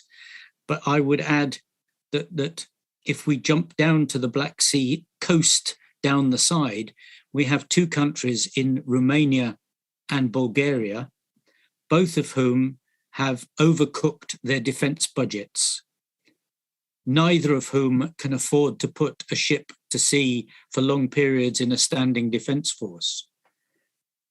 And this is an area of weakness. And do people look at this standing defense force? Yeah, I tell you, they do. Americans and Brits and other people who are bringing their ships into the Germans who bring their ships into the Baltic are wondering why Bulgaria and Romania are not pulling their weight in this area. Well, they're not because of the money. And maybe this is an area where Ukraine should have been spending more time negotiating with NATO to try and work out whether money can be moved from one thing to another. For example, a fund that funds the Baltic, the Black Sea force. So while we're on that side of the water, we go around the stormy seas and we come to Moldova and Transnistria. And I ask myself, why is Ukraine not taking more energy thinking about Transnistria? This is a key area. It's a key area there where hybrid warfare against Russia could really upset Russia on that side. And it's an area where Russia is weak, because to get things in and out of Transnistria is not easy. And the hybrid warfare look there could be something with Romania, Moldova, and Ukraine that basically puts a gentle pressure onto Transnistria. And looking at, can we isolate it completely? I mean, there are still aircraft flying into Moldova with Russians in them who get out in the airfield in Chisinau and then go across the river to Transnistria. Why, I ask? There must be ways of actually putting pressure in this regard, reverse hybrid warfare on Moldova. But moving back to Romania and Bulgaria, they are both in that stormy seas on that side. And really the relationship with Ukraine, with both of them, is weak. And it should be better, because this is some better than just conversational agreements. It actually needs some hardness to it down that side, because again, anything that improves the relationship Ukraine-Bulgaria is a pressure on Russia. Anything that improves the relationship Ukraine-Romania is a pressure on Russia.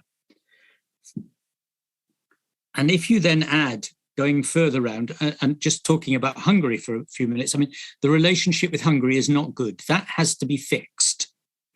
That has to be fixed, because it's not good to be spending money on building barracks facing Hungary, putting extra Ukrainian troops in barracks facing Hungary because you're worried about a NATO EU member on the far side of Russia. Now, this may be part of Russia's hybrid warfare. It may not. It may just be Hungary being bloody-minded about their Hungarian minority. But it's still something that needs to be solved, because it's money that is being wasted, putting people where they do not need to be, putting soldiers where they don't need to be.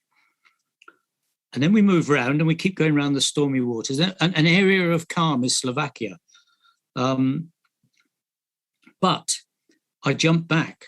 Bulgaria, Romania, Hungary, Slovakia, and Poland. All of those are NATO and EU members. They have a vote. They have a vote in NATO. And if you can collect all of those on your side and working positively with you, then you are advantaged in the NATO forum and advantaged in the EU forum. And so Slovakia is worth doing something with. It should not be the one area of calm. It should be an area that the country does something positively to help Slovakia, whether that's helping Slovakian defense forces progress, because I promise you that Ukraine defense forces do not need support and help from Slovakia. It's the other way around. But it's a vote, and Ukraine should be looking hybrid for that vote, because that vote is important. We move around to Poland. And Poland has got a good relationship, as good a relationship as you're going to get with Ukraine of anybody, especially as they have a joint brigade with Lithuania. And there are lots of positive moves backwards and forwards. And the Polish support for the defense forces is, and always has been since the war started, one of the brightest bits of all the countries working into Ukraine. And they've been really positive about what they do. And it's less of a stormy sea than perhaps some of the others. But Poland has got its own stormy sea with Belarus. But someone last night, it was quite funny because I was sitting here talking about stormy seas, and a colonel in the defense forces wrote to me and said, if the Belarusians cross the border into Ukraine, will Poland come and help fight with us? And of course, I chuckled to myself and I had to write and say, no, they're not going to come unless something completely dramatically happens, such as Belarus attacks Poland at the same time as Ukraine, which is highly unlikely. But it's just interesting that someone in a fighting unit should actually wonder about this and not know what the relationship with Poland is at this stage. Now, you could say there's no stormy sea with Poland, but there is, and that stormy sea is the border. And if you've driven through the Polish-Ukrainian border, trust me, the line of lorries is absolutely monstrous. There is no common sense provided on the border to deal with business whatsoever. So what have you got? Ukraine is losing a couple of $1 million, euros a day on the border because it doesn't actually sort out how to actually a process of working with Poland to get lorries in and out properly. So you've got on one side, you've effectively got a horrible, dirty toilet as lorry drivers sit there for 2 days waiting to get through. I move on from Poland to Belarus. Belarus, as the defense minister said in the empty parliament yesterday, it's Anschluss. Belarus has been taken over by Russia. I don't think there's any doubt about that. It's now pretty obvious. And does that mean that they now fight on behalf of Russia? Well, I think they do. So the whole of that border has now suddenly become a border that the defense forces have to worry about. And of course they are. And it's a long one too. I mean, I think it's nearly 1,000 kilometers because it weaves in and out. The good bit is it's actually a lot marshy and horrible around there. And there are not actually very many places to cross. But that's a stormy sea that could get more stormy very quickly. And then, of course, I come to Russia. I notice on the internet about an hour ago that someone in America has said there are now 175,000 American troops, 175,000 Russian troops now sitting on the border. Now, whether that 175,000 includes 40,000 or 20,000 Belarusians, I have no idea. But the numbers are going up. And that stormy sea on that side is clearly very, very stormy. And I think that jumping back round to the other countries and the rest of the way around the stormy sea, that if you can make some of those others calm and the relationship stronger, it would make the equation for Russia much more difficult. Because I think that, you know, were Russia to gain back Ukraine, there would then be these 4 or 5 NATO countries alongside, and not very happy NATO countries. And I will finish just by saying that the stormy sea should perhaps also include the other side of Belarusia with the 3 Baltics, and that Ukraine should spend more time actually linking with those, because they are in the same state. They are also under pressure from Russia. They are also under pressure from Belarus. And again, they have a NATO vote and they have an EU vote. And those things are important. And on that point, I shall finish.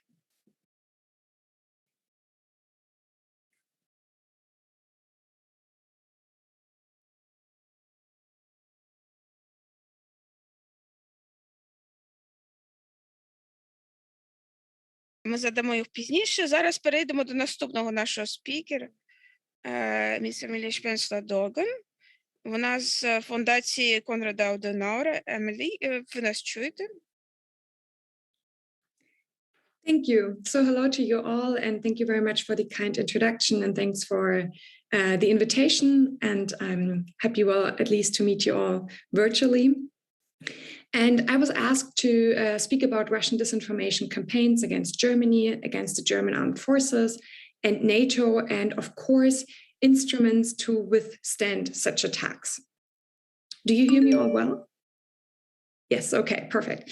So to start with, that we're all on the same page, I'm using the term disinformation and not fake news, because fake news is just a politically loaded term. And therefore, I'll concentrate on disinformation. And what means disinformation, I'm going to use, or I usually define it this way, as the German Ministry of Defense defines it. And they say, it's a type of propaganda in which untrue information is disseminated by the sender with the intent to harm. So this is important because the intention is to harm.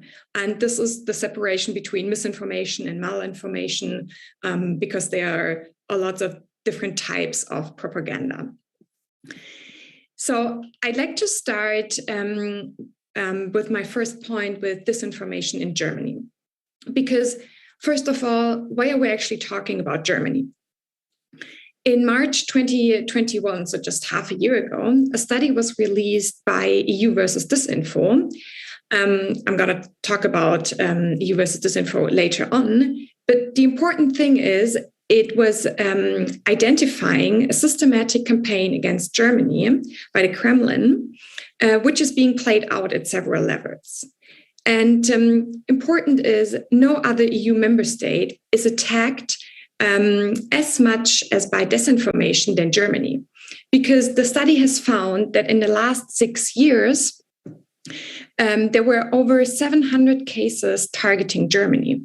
And for example, against France, it was approximately around 300 cases, Italy a bit more than 150, and Spain just approximately 50 cases. This is a huge difference, and Germany is way more attacked by disinformation by Russia, by the Kremlin, than other member states of the European Union. And this is interesting because at the same time, Germany is supporting dialogue, and there are a lot of strong voices in German politics who are very much supporting dialogue and cooperation with Russia, and with strong economic ties. And obviously, it's kind of a doublespeak with the Kremlin as well, because on the one hand side, they are, at least not all the time, but sometimes saying, I'm interested about, maybe we can come back in a discussion to it, about a commitment to, that they have a commitment to dialogue and that they're ready for talks. But then at the same time, there are those strong attacks, systematic campaigns against Germany. And so how are they actually attacking Germany? Just to say it broadly, within Germany, there are approximately around 3 million people who can actually speak Russian, and or whose mother tongue is Russian. So they have like two different ways of how they can influence the German population because of the Russian media as well. But there are state-owned Russian broadcasters within Germany, RT, so Russia Today and Sputnik, and they actually have ambitious plans in Germany, and they're permanently increasing their budget. So for the next 4 years, news are saying that they are approximately 550 million euro for these two, for RT and Sputnik. So they are quite well known within Germany and quite well used. And especially what we have seen now with the COVID-19 pandemic, that they are supporting people who are against vaccination as well. And they have quite a large audience. And I'd actually like to give you an example of disinformation just to show you how far this actually can go. This was in 2016. There was a German girl with Russian roots, and she disappeared for one day. And it's called the case Lisa. And when she returned, she said that she has been raped. And German and Russian media as well, so Russian media within Russia, yes, said that, so reported about it, and the Russian media said that Lisa was actually raped by refugees. And the situation escalated quite quickly. There were actually within Germany some small demonstrations, but nevertheless, there were some demonstrations. The media coverage was big. And what is important about it is that even the Russian foreign minister, Sergei Lavrov, addressed the issue because he accused the German authorities that they are covering it up and that they are not getting into the issue and not taking it seriously enough. But what actually happened, the police obviously investigated it, and they found out by using cell phone data that Lisa was at a friend's house and that she was just making up the story, and yes, that the media kind of used it. And so it got quite big. It had a huge political implication with the back then Russian foreign minister getting into it. So it was a one disinformation getting on this level quite big. So this is just an example to show you what disinformation can actually do, and on which starts on a slow level and gets quite big. And this is the civil side I was not talking about, and now I'd actually like to come to the military side of disinformation, because I guess you're all quite aware of the mission Enhanced Forward Presence. There are 4 multinational battle groups in Estonia, Latvia, Lithuania, and Poland. And the battle group in Lithuania is led by Germany. And especially at the beginning of the mission, there was quite a lot of disinformation. And the NATO Stratcom Center classifies Lithuania as a moderately severe target for disinformation of the part of Russia, because we're talking again about disinformation probably coming from Russia close to the Kremlin related sources. And of course, the background of this is that it's a strategic location as its neighboring country of Kaliningrad and Belarus. And as you are all aware of, the background of the Enhanced Forward Presence is that it was set up after the backdrop of Russia's annexation of Crimea. And therefore, from the Russian perspective, well, I think I do not need to go into detail, but therefore, the Lithuanian and the German armed forces are aware of disinformation and monitor it quite closely. And nevertheless, I'd like to give you now 2 examples of disinformation who were viewed in the media. And so the first example is that German soldiers were accused of raping an underage Lithuanian girl in front of a children's home in Jonava, which is not far away from Rukla, where the German soldiers are. So the type of it was that an email to the Lithuanian parliament was sent and to the media, and smaller Lithuanian media actually picked up the case, and it was also reported within Germany. The origin still is not is not sure. So people are saying it might come from Russia, but we have to make sure that it's not identifiable. So because of the detailed description, the media and some people believed it. But when you take a closer look at it, and the Lithuanian authorities did this quite fast, this children's home doesn't even exist, but then nevertheless, it was picked up and viewed within the media for a few days. And the second example is, this was in 2019, there was a picture of a German tank disseminating into a Jewish cemetery and destroying graves. And this was close to where the soldiers are stationed as well. And at the same day where this was supposed to happen, a battle group tank was actually driving close by. But nevertheless, it was quite fast that the Lithuanian authorities and the German armed forces identified this obviously as false. But nevertheless, I mean, now that we're actually talking about it, it was in the German media as well and in Lithuanian media. So this is a few examples how they were trying to discrediting German soldiers and in a broader context, NATO as well. And why am I telling you this? This information has therefore a security impact, because when it doesn't matter if it's the Lithuanians or the Germans do not support the armed forces, NATO armed forces, German armed forces, this can have a security impact. And therefore, it's always important to closely monitor disinformation.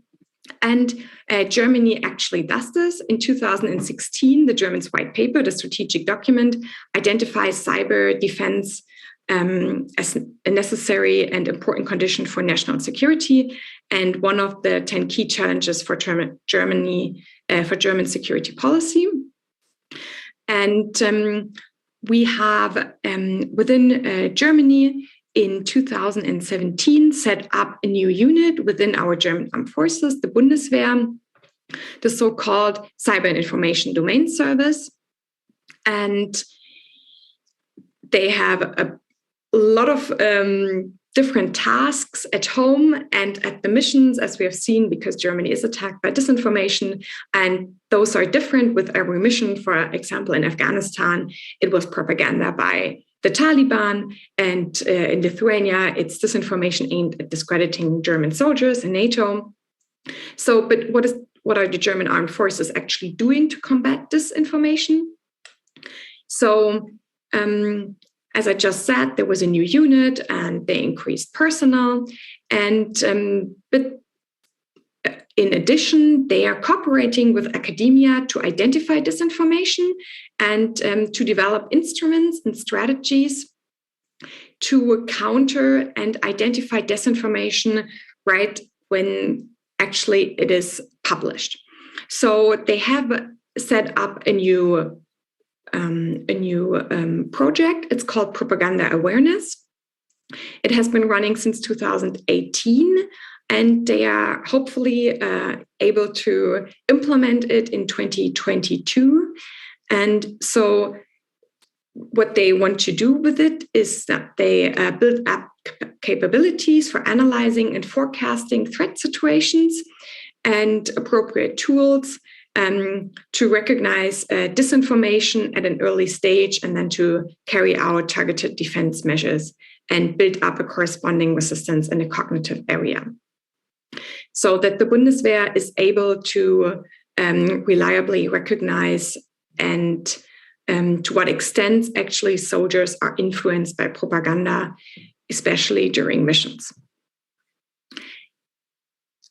And I'd like now to move on to NATO just shortly. We can maybe get back to it in the later on in the discussion. But what NATO has established the NATO Strategic Communication Center of Excellence. This is a multinational approach, and communications, they are coordinated, they do a lot of research, and the goal is to educate and inform the public, especially within NATO, to counter the force of disinformation and provide verified facts. So, for example, during the COVID-19 pandemic, Russia tried to develop different narratives. For example, like COVID-19 will break up NATO, or NATO is failing to support allies in the fight against COVID-19. So they provided information. Why is Russia saying that? What is true about it? What is false about it? And at EU level, something similar exists. It's called EU versus disinformation. So they gather all the disinformation, they do research, and then they publish it and just give the background information about it, because what they are saying is disinformation is sometimes difficult to detect. And so people can get all the information in order to verify whatever they found in the media and in the digital sphere. So to sum it up, what was important?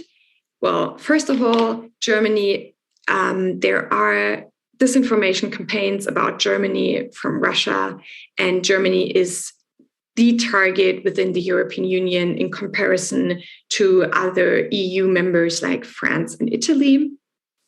Then, second of all, German soldiers are the goal of disinformation campaigns as well, as we have seen with the mission Enhanced Forward Presence in Lithuania.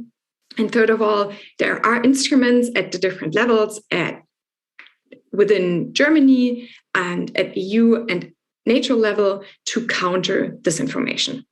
Thank you very much. Thank you very much for the speech.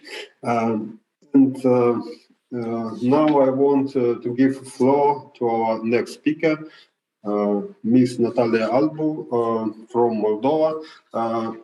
And she will make a presentation. So, Natalia, I will give you my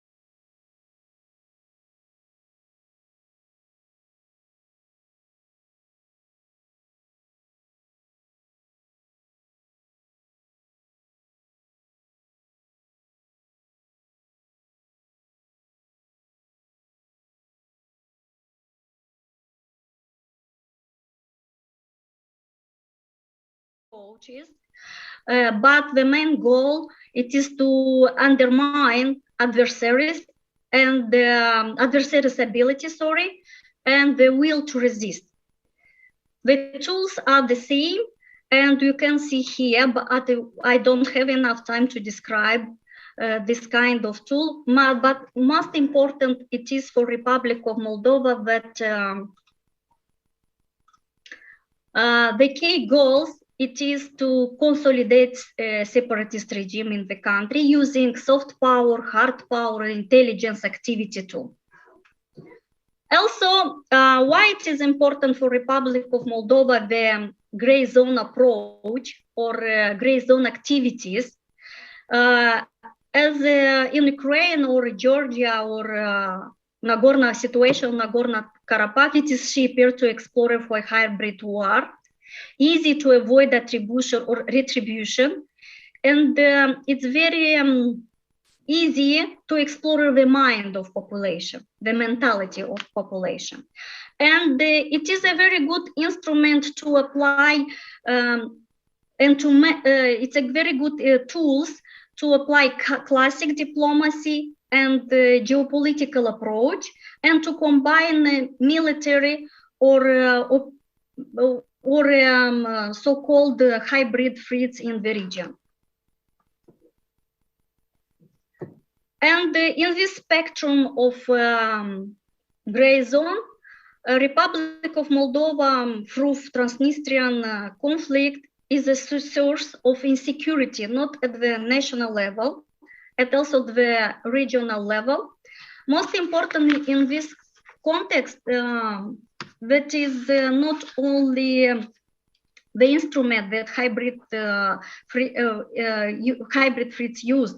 war used in the region. It's most important that we don't control the region, even we don't know the current situation. For example, situation called Bast ammunition depot. In our day, we discuss a lot about this situation. We can use as black swan in the region, for example, for terrorist attack to create a controlled house. And the Republic of Moldova, it is in this context very vulnerable, but at the same time, we can create a regional destabilization. At the regional level, it is very important, can create a generated economical crisis or for example, incident at the regional level. What to do for it? First of all, we need that at the strategical level to have this balance between to understand problem and measure. Because we can understand problem, but you don't have enough capability to counteract hybrid threats. At the same time, it's very important to now, or we have partners in the region, but we don't understand problems. We don't recognize the threats. That's why at the strategical level, it's very important to recognize that hybrid war, or another terminology that we use regarding the new kind of war, it is to recognize that it's a threat for the country. Also, it's very important to recognize that not only military organization, it is a threat for the country, also this kind non-operational activities or exercise on the Transnistrian territory, also it is a threat for Republic of Moldova. Also, we need to have a comprehensive approach because hybrid threat, it is a comprehensive activities. It is very important to identify the instrument to promote the transparency of our program regarding fighting to fight corruption, because you know now in our country we have a special program. We integrated our policy in different national policy regarding anti-corruption activities. Also, it's very important to develop societal resilience and use asymmetric tools against your adversary. Also, that means it's a good idea to explore the vulnerability of your adversary and to counteract hybrid threats using this kind of approach. Also, it's very important to have common understanding at the regional level regarding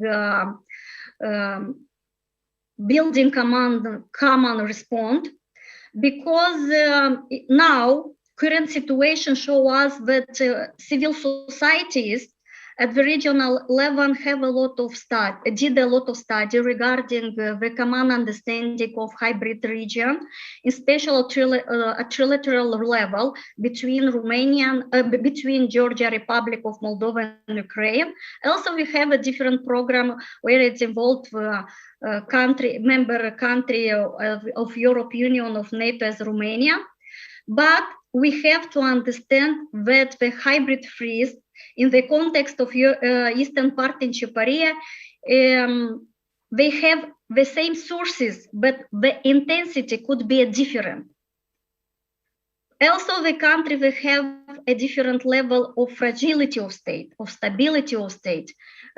Country promote at different level the democracy. That's why it's very important to have a common understanding at the same time to understand that we are different. That's why if you analyze current situation in the region, beyond the meetings at the high level, as in Crimea, or meetings at high level in Batumi, for example, now civil society understand that we have to be more stronger and promote at the free level the relation between Republic of Moldova, Ukraine, and Georgia, and not only between this kind of country, to ensure security in the region using a conception, a strong, more geopolitical Europe.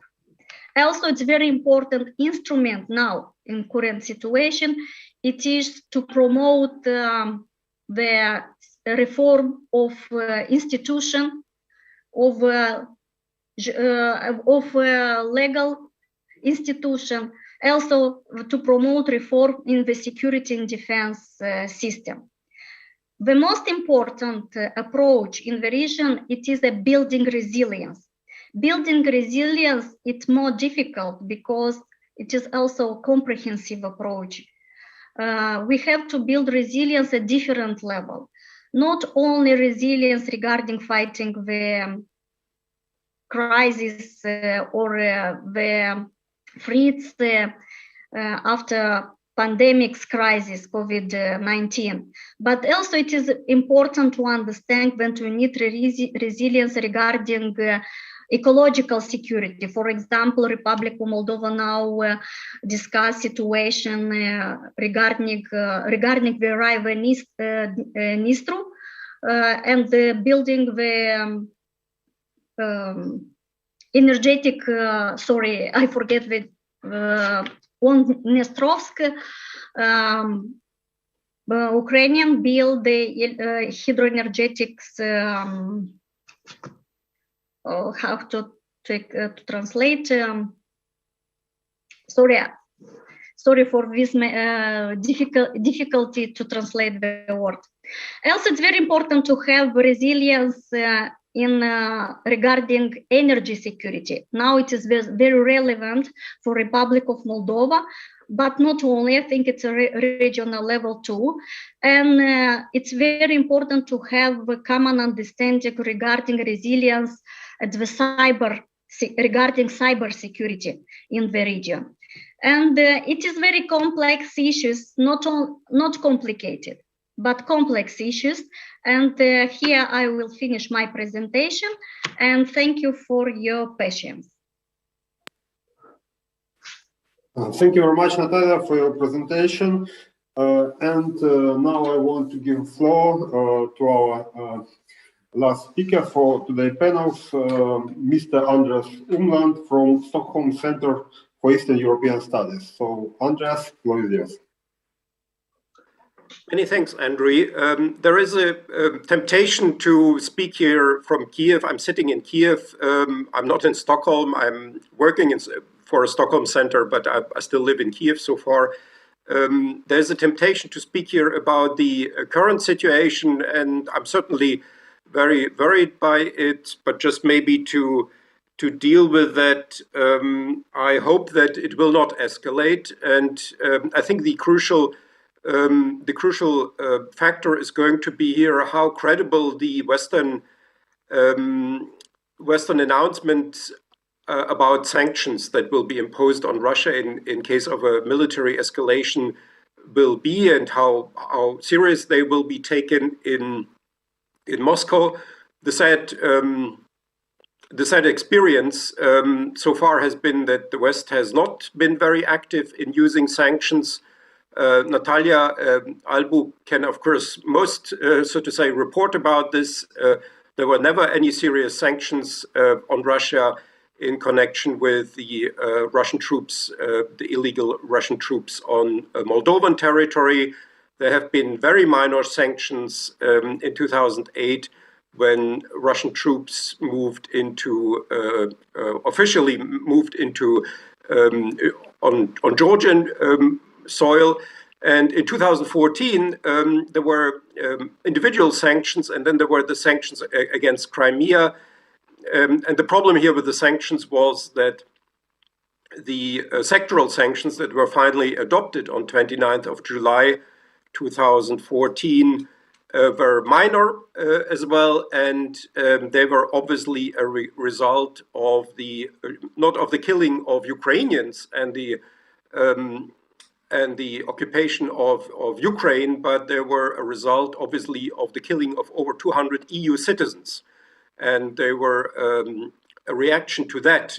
If you look at the type of sanctions that were imposed over 2014 and the sequence of the various sanctions that were opposed in 2014, then the message is very clear that what Putin should not do is killing EU citizens. That is the main message, so to say, of the sanctions policy. You can, as Putin could, as president of Russia, go to the Bundestag and give a speech to the Bundestag and get ovations from the Bundestag at a time when Russian troops were illegally stationed in Moldova, and in fact also on Georgian soil in Abkhazia in 2001. But if you kill EU citizens, that is bad, and then you'll get sanctions, although even these sanctions were only minor. So if now the West can communicate to Putin that the sanctions are going to come even without killing Western citizens, and that they will not be minor, then I hope that the escalation can be avoided. So that's basically my short message on the current situation here in Ukraine, and just to get it off, so to say, off the table. I want to speak about something very far away in a way, and very remote, but I think something that has not been mentioned yet, and that is in generally not yet discussed. And these are the new risks in terms of the approximation and the association and the integration of Moldova, Georgia, and Ukraine with the European Union and with NATO that are now arising with the new situation in Poland and Hungary, and the new possibilities that the situation in Poland and Hungary is also giving to Russia for disinformation, for active measures, for reflexive control operations, namely that Poland and Hungary are currently doing not only themselves and the European Union and the European project a disservice with their domestic policies, but they are also doing a disservice to such countries as Moldova, Georgia, and Ukraine, in that they create distrust in Brussels, in Western Europe, about the future of further Eastern enlargement, and because they basically confirm something that we already know from the events that have happened over the last 20 years in Russia, namely that the once also in Russia announced aspirations to build a common European home, to bring Russia back to Europe, that Russia may become a NATO member, that all of these announcements that we know from the 1990s that were made are not true, as it turns out. but also with regard to other East European countries. It now turns out that that there was a certain misunderstanding from the beginning about the nature of the European project and about the nature of European integration of the European Union. And this creates, I think, enormous risks for such countries as Ukraine, Georgia, and Moldova. I think they have a justified hope that the implementation of the association agreements will bring them closer to Europe, and that a full implementation of the association agreements will by itself create the question of their political accession to the European Union once they have basically been already integrated into the economic and legal space. But what we have been observing lately in Poland and Hungary is both in terms of sort of the objective situation and in terms of the new sort of weak spots that this creates for countries like Russia, is, I think, creating enormous risk because it's basically creating an impression that we have, so to say, in the West,